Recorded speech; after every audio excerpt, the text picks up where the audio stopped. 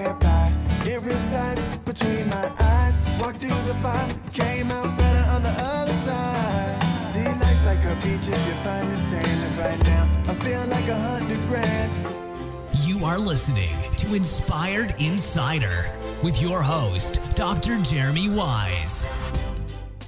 Dr. Jeremy Weiss here, founder of InspiredInsider.com, where I talk with inspirational entrepreneurs and leaders like the founders of P90X, Baby Einstein, Einstein Bagels. Even, we had Einstein Bagels founder Noah. He talks about how several businesses he tried before Einstein Bagels did not work, and the many stories. I've even had author of the Paleo Diet, Dr. Lauren Cordain, on to talk about the Paleo Diet and his decades of research, and you'll see how this relates to the guest today. Our sponsor today is Rise25.com, where entrepreneurs of 6, 7, and 8-figure businesses come together live and in person every few months to solve their biggest business challenges and leave with lifelong friendships. Check out Rise25.com.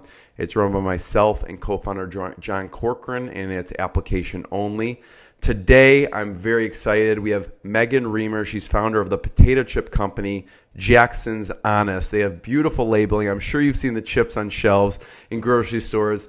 She sells them all over the U.S. in 8 countries in places like Whole Foods, Bed Bath & Beyond, Woodman's, just to name a few. Early on, they were even selected by the Academy Awards to be an exclusive snack food for the Green Room, Executive Suites, and Backstage. Beyond that, what's more impressive is Megan is a mother of 4, and the company was inspired by their son Jackson's illness. Megan, thanks for joining me. So, obviously, you go from making it until 2 a.m., you and your husband and family, to hiring team members. When do you hire, or who do you hire for your first staff? And then, go ahead. Yeah, so it actually came full circle because the first person that we hired was our old buyer for the Rocky Mountain region for Whole Foods. And she was our director of sales, just period. She was like the natural and organic director of sales, but she was for that channel, but she was handling all inbound inquiries for the chips. And so she started in January of 2015. So she was working for Whole Foods at the time. She was working for Whole Foods at the time. Yes. We were stunned that she wanted to leave that opportunity. Yeah. She had a great job there, right, and come and work with us. What did she say? Why did she say she was ready to move over and just wanted to be with Jackson's Honest?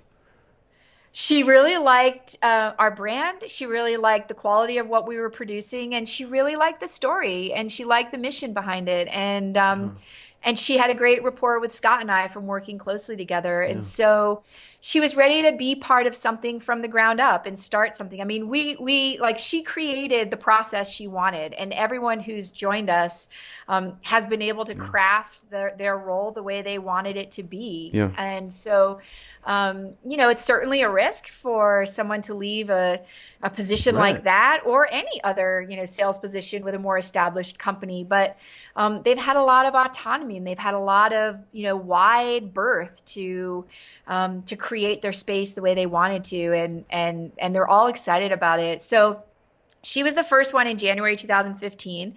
The second person joined us. She's our office manager, sort of, internal logistics person, keeps everybody on the straight and narrow. She was May of 2015. And then we hired another salesperson in September of 2015. And then we hired an operations person who was also an employee of Whole Foods. He was the buyer that we hired, Jessica, her name is. He was her boss at Whole Foods. He was the grocery coordinator for the region, and he joined a year ago in December. And he's really just, each person that's joined has been able to kind of institutionalize or create process and standards around the roles. And so, I was still responding to POs until probably earlier this year when he was able to take it over 100%. But we were still using Excel spreadsheets and stuff to do that, and kind of running this parallel spreadsheet QuickBooks business. So it's just, craft, like created a process around, becoming a larger company and Your needing mission that to and happen. product has attracted rock stars, it seems. It's That's exactly right. We've been really fortunate with the people who've joined us, and they do an enormous amount of work. I mean, we have a pretty small team still. Certainly less than 10 people, and it's Herculean is what their job Oh, is. for sure. Yeah. So are they local? Do they come into one office or are they all remote? How does it work? They come into one office. We have an They do. office in Boulder now, Oh, and all but one salesperson works there. wow. Yeah, So you mentioned Excel. So yeah. I want to hear about what is some of the software and things now that you use to run the company. I think I saw the site is on Shopify, but I think most people just buy it in the grocery stores and things like that. Yeah, they Yeah. do. We do have still online orders that we take through Shopify. We use QuickBooks right now.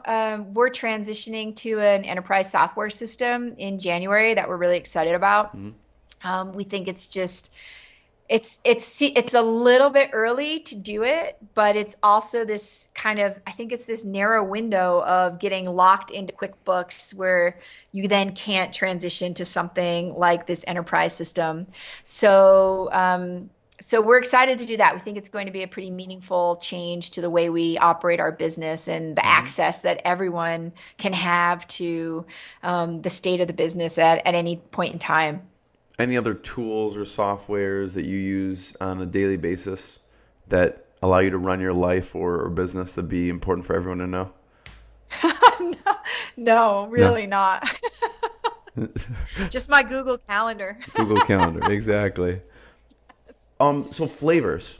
How do you decide when to release a new flavor? Because it's obviously a lot of time, energy, money, work, and you start with the sea salt, and then you went to the sweet potato, or the vinegar. Yeah. So how do you decide when to release a new flavor? There's not really much science behind it. Yeah. That's okay. I'm It's curious your really, process. Yeah. It's like you yeah, could have no, eaten a it's, donut one, or you don't eat donuts, but if you did, it's like, oh, I had this maple cinnamon donut. Like, let's make a maple cinnamon chip. yeah, Yeah. kind of, no. Yeah. We were fooling around with like maple cinnamon's a good example because we were talking about it a year ago, and just wanting to do something with the sweet potato and do it in the fall when it's, Hmm.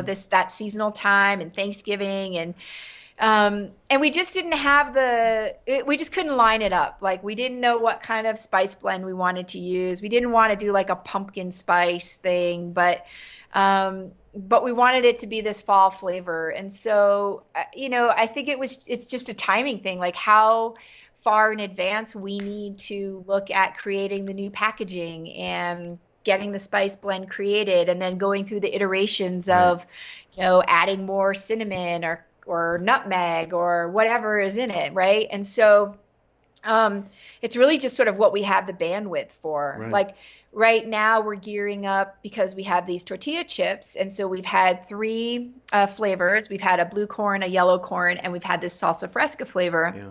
So we're sort of relaunching this tortilla program in January, and we're going to do a restaurant style of blue corn, yellow corn, and a sprouted red corn tortilla. And then we're also doing three smaller bags, like 5-ounce bags of flavored. So we're doing the salsa fresca in the smaller bag.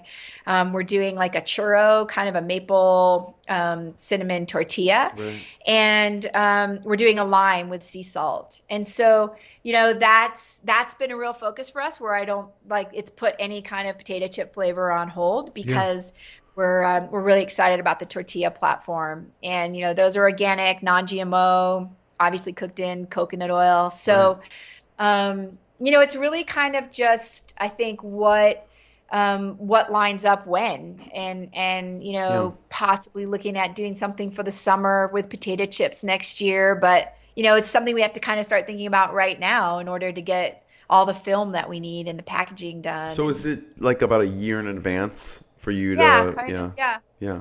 for us, we're a small company, and so it takes us that long to make sure we have the cash flow we need to create packaging that we're not going to sell for a while, and it's just Right. small business stuff Right. and the time frame. Well, that's what I'm curious about with the process, because is it, if you get a certain number of requests, is there anything with the customer feedback? Like are people emailing you or calling and saying, I'd love this, I would love if you had this flavor? What kind of customer feedback have you taken in that, has caused you to create a flavor or maybe not create a flavor? Yeah, we get a lot of customer feedback. And I think the largest kind of initiative we've done for the customer based on customer feedback are the tortilla chips. Like as soon as the potato chips were on the shelf Yeah. and people were getting those and getting access to those and saying, "Oh, I'm so happy you're doing this and I'm so excited about the coconut oil and finally someone's doing this." Really the same things that my husband and I were saying. It was pretty quickly thereafter that we kept getting these inquiries around, tortilla chips, and no Right. one's doing this in the tortilla space. And so launching those was not 100% based on customer feedback, but it was pretty significant. Right. So you come out Yeah. with the tortilla chip or whatever flavor. How do you then launch it to the public? Like, how do you decide, okay, I mean, do you go back into all these stores that you're already in and you can release the bags there? Or what's the launch process? Yeah. Yeah, I mean, it's really going back to the retailers that we've partnered with for a while. Whole Foods has been a great partner in our one of our sort of longest retailers that we've been working with, and by longest, that's like 2 years. And so, but natural grocers as well. We'll go to them, for instance, with the maple cinnamon, and say, "Hey, what do you think of these?" And let us have some feedback, and what do you think your customers would think? And it's part of that process in working with them that they'll say, "Hey, we really like these, we want to put these on our shelf." And again, it doesn't need to be this big splash across the country of working with every retailer to take a new product and take a Right. new flavor. It's doing it piecemeal Right. and understanding what works, and You'll then strategically just look trying at who to. it makes sense for and then maybe approach them to release it to those Yeah. specific grocery stores. Yeah, for sure. And then it just seems to grow from there, right? It's just this sort of organic growth process where we then have data to show what the sales are for that particular flavor, and we have customer feedback, and or they've had feedback from their customers asking for it, right? And so then you can kind of it helps create the picture and create the story that you want to talk to the retailer about to bring it in. Yeah. I mean, it seems from early on, the bag just flew off the shelves, right? So sales seems like that it's been amazing. What other challenges, or I guess challenges in general, would you say there are with a company like this? Well, I think that's one of them, just the Is it? growth, right? And the speed of the growth has been hard to catch up with and hard to stay keep pace with. It's kind of like catching a tiger by the tail a little bit. And that presents challenges, right? Like I kind of said, having the cash that you need to go on the shelves places, right? Because what we invoice our customers for isn't necessarily what we get back, because you have to support going on the shelf, right? So some companies, some retailers have slotting fees where you pay to go on the shelf. Some retailers, want to do certain types of promotions right out of the gate. Right. And so, It's it's cutting really just into the profit and everything else. There's a lot. exactly. Yeah. Yeah. And then still having the resources, the financial resources you need to make product when you're not necessarily getting paid on it, right? And so, those are just small business challenges, but when you Yeah. have a company that experiences pretty quick growth, Right. sometimes that gets compressed and it gets more intense, because you are trying to, keep up with the retailers that want to put you on the shelf. I think for us, that's been one challenge. I think the larger challenge has just been creating a good supply chain, right? So, having potatoes available, which are a seasonal crop, Yeah. having them available at the time of year that we need them in the quantities that we need them, and also sourcing the coconut oil. And doing that in a financially viable way where we're not, caught because we need some. Yeah. And we've worked hard on that supply chain. And I think that's been the biggest challenge to Yeah. get that in place, Yeah. which we feel really comfortable with Yeah. now. There's so many moving parts. I'm getting stressed out hearing about this, actually. There are a lot of moving parts. That's a good way to describe it. Oh my gosh. Sometimes it feels like you're putting a fire out every day. I'm sure you are. So I always ask this, Megan, since it's Inspired Insider, two things. What's been the lowest business moment? And then what's been the proudest business moment for you? Oh, wow. And then with the lowest one, like how you push through it, after obviously it occurred. I think the lowest would probably be, I don't know if I have one particular event. Yeah. I think it's like, I know something that was a real challenge was, when we were first going on the shelf, at Natural Grocers, we were shipping the chips and getting them into the warehouses several weeks before they were going to put them on the shelf. So the timing of that was the week that we were in Washington, D.C. at the National Institute of Health with my son. Right. And so I'd set everything up before I left. And it wasn't like I was taking a week vacation because it was just, Right. my husband This is and I not still fun. doing This is not a fun trip, right? Yeah. It wasn't a fun trip. No. It wasn't like I was out of pocket and I couldn't be reached. But I thought I had put everything in place that it was really kind of managing that. Yeah. But what happened was, UNFI never told me this very specific delivery instructions that they had for their warehouses. So they have very specific carriers that they like to deliver into their warehouse. And if you don't use one of their carriers, it's a completely different delivery process. We weren't using their carriers. And so, I thought I'd set everything up and this stuff was just going to go into the warehouse. I started to get calls early that week from the buyer at Natural Grocers asking where all the product was. And then in researching, like with the trucking company that I had set it up with, they said, oh, we were turned away. Oh, we couldn't deliver. Oh, it's sitting at this terminal. And then I had to, kind of in the middle of this week with my son, had to figure out this logistics nightmare. Right. That felt like a real challenge, Yeah. because it was really sort of this, I had no other experience with how much of a big deal this was. To me, it felt like a really big deal. Like we weren't going to get on the shelf if I couldn't get these For sure. chips into Yeah. the warehouse Yeah. in the right time frame. So I think that was a real learning process Yeah. for me, and it's Yeah. something that's stuck with me. I Yeah. mean, we made it work, and we probably paid a ton more than we should have for it.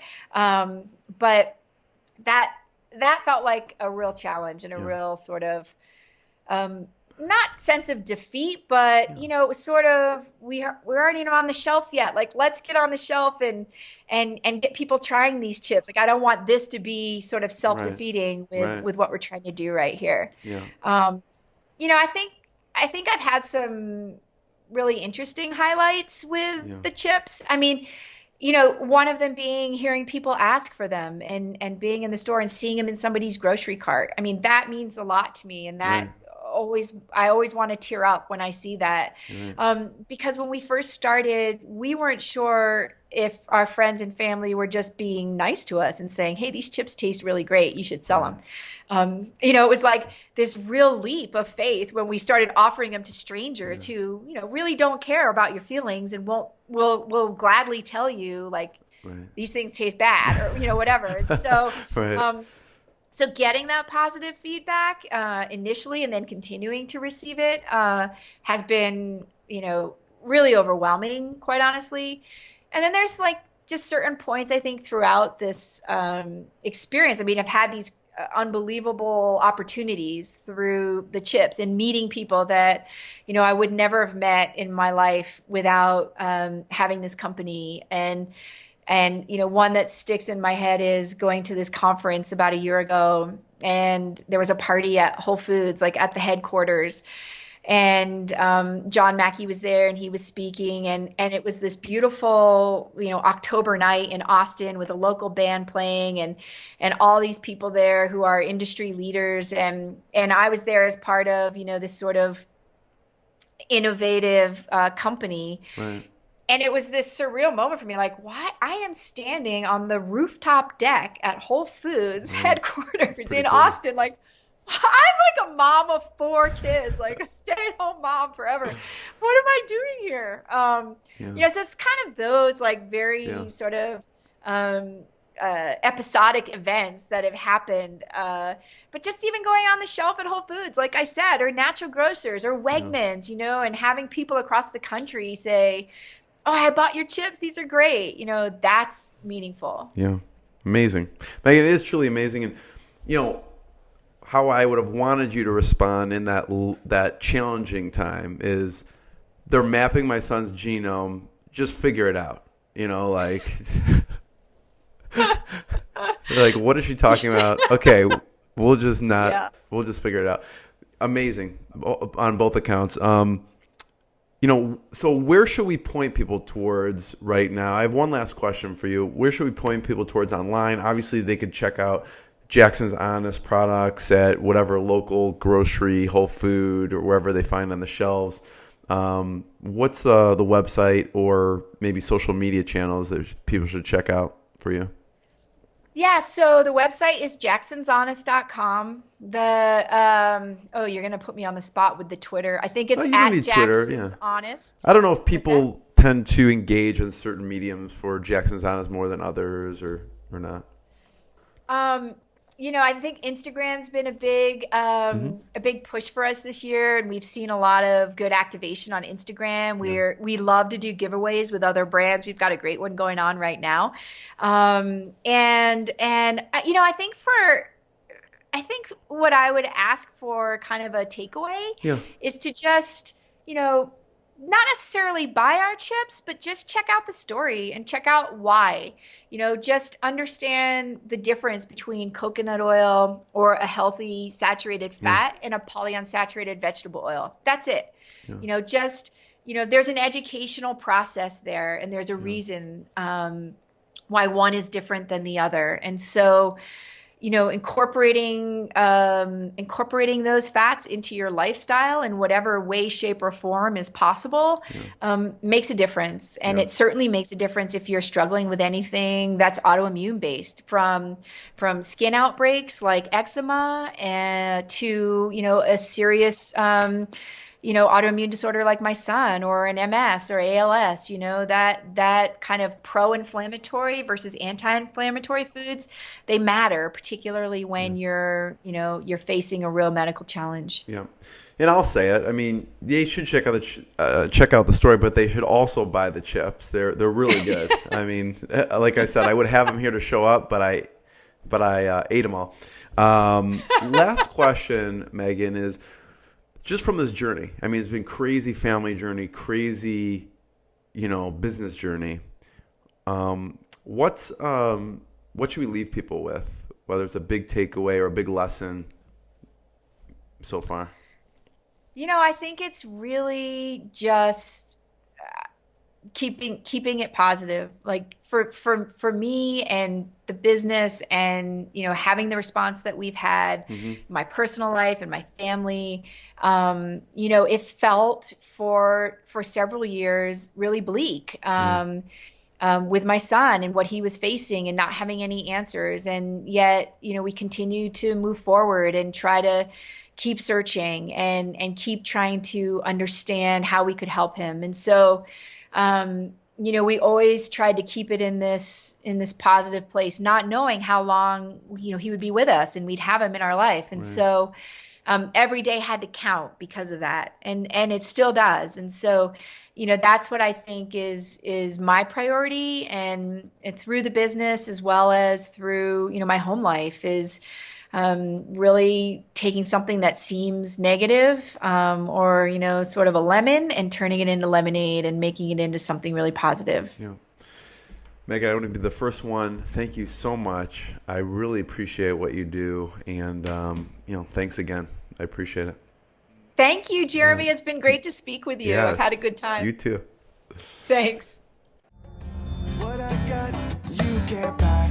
It resides between my eyes. Walked through the fire, came out better on the other side. See, life's like a beach if you find the sand. And right now, I feel like 100 grand.